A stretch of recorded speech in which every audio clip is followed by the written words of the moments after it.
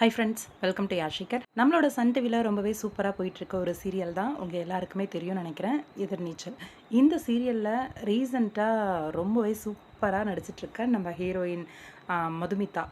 இவங்கள பற்றி நான் சொல்லி தான் தெரியணுன்றதில்ல, ஜனனி அப்படிங்கிற கேரக்டரில் பயங்கரமாக நடிச்சிட்ருக்காங்க. ரீசெண்டாக அவங்கள பற்றின ஒரு நியூஸ் வந்து ரொம்பவே வைரலாக போயிட்டுருக்கு. அதுக்கு நான் ஒரு விளக்கத்தை வந்து அவங்களோட இன்ஸ்டாகிராம் பேஜில் வந்து அஃபிஷியலாக கொடுத்துருந்தாங்க.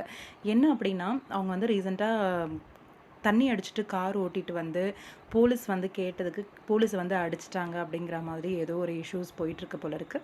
அது வந்து சோஷியல் மீடியா அப்புறம் யூடியூப் இந்த மாதிரி நிறைய நியூஸ் சேனல்ஸ் எல்லாமே வந்து ஃபேக்காக வந்து பரப்பிட்டு இருக்காங்களாம். ஃபஸ்ட்டு நான் வந்து ட்ரிங்க் பண்ணவே இல்லை, யாரையும் அடிக்கவும் இல்லை, ஒரு மைனர் ஆக்சிடெண்ட் வந்து நடந்தது உண்மை தான், அவர் இப்போ நல்லாவே இருக்கார் அப்படிங்கிற மாதிரி அவங்களோட ஸ்டேட்மெண்ட் வந்து கொடுத்துருந்தாங்க. எனக்கு தெரிஞ்சு பாலிமர் அவங்க வந்து ஷேர் பண்ணதா கேள்விப்பட்டேன்.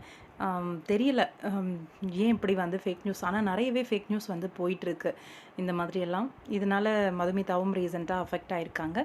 அவங்க அதுக்கான விளக்கத்தை வந்து கொடுத்துருக்காங்க. இதுக்கு மேலேயும் அதை வந்து யூடியூப் சேனல்ஸும் சரி, அதே மாதிரி social media, news channel, articles அந்த மாதிரி ஒரு சில இடங்களில் வந்து அவங்க பார்த்துருக்காங்க. அதெல்லாம் வராது அப்படின்னு சொல்லி எதிர்பார்க்கலாம்.